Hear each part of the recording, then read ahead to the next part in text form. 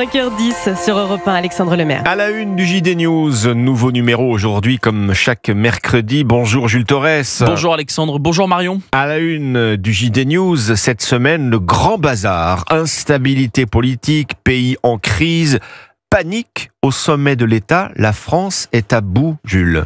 836 minutes, c'est le temps qu'il aura fallu pour que tout s'effondre. Un gouvernement, une coalition et un semblant d'équilibre, c'est l'histoire que raconte cette semaine le JD News. En 14 heures, tout s'est disloqué. Les alliances promises ont volé en éclats, les arbitrages budgétaires ont tourné court, les promesses de rupture se sont changées en règlement de compte. Un gouvernement fantôme, né le soir et mort le matin. Ce désordre n'est pas anecdotique. Il dit la désorientation d'un pouvoir épuisé, incapable de fixer un cap. Le président seul sur les quais de Seine, contemplant son reflet dans l'eau grise, devient la métaphore d'un pays sans pilote. La France donne le spectacle d'un théâtre d'impro sans metteur en scène. L'exécutif cherche un souffle, le Parlement se bat pour exister, les pays se fracturent. Et pendant ce temps, les Français observent, incrédules, ce cirque politique qui ne parle plus d'eux. Ce grand bazar, c'est la crise d'un système qui ne sait plus ni produire autorité, ni produire confiance, ni produire horizon. La question qui se pose dès lors, Jules Torres, la Ve République peut-elle encore tenir debout ?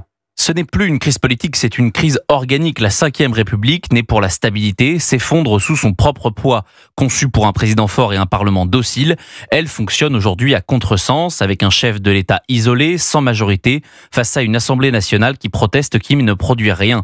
La verticalité gaulienne, jadis gage d'efficacité, est devenue un carcan. Emmanuel Macron règne sans gouverner, contraint de bricoler des alliances impossibles avec des partenaires qui n'y croient plus.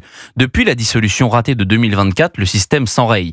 Chaque tentative de coalition échoue, chaque compromis vire au règlement de compte, l'hyper-présidence a tout absorbé jusqu'à l'oxygène démocratique. La Ve n'est plus ce régime de clarté et d'autorité qu'imaginait le général de Gaulle. C'est une machine qui tourne à vide, sans moteur ni direction. Les institutions ne plaignent plus que par habitude, par réflexe, et dans ce vide institutionnel, la France avance au pas du funambule, un pas à droite, un pas à gauche, toujours au bord du gouffre. Et si ce chaos finalement ouvrait une nouvelle ère politique? Oui, au fond, ce que révèle cette crise, c'est la fin d'un cycle. Le dépassement du clivage droite-gauche, ce grand rêve macronien, n'a pas tenu face au réel. Le pays reste traversé par deux visions du monde irréconciliables. Ces lignes de fracture, qu'on croyait effacées, ressurgissent aujourd'hui.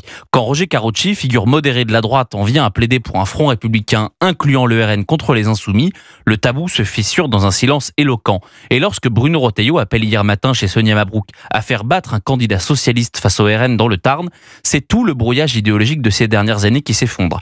La France vit une recomposition salutaire, la confusion cède la place à la clarification.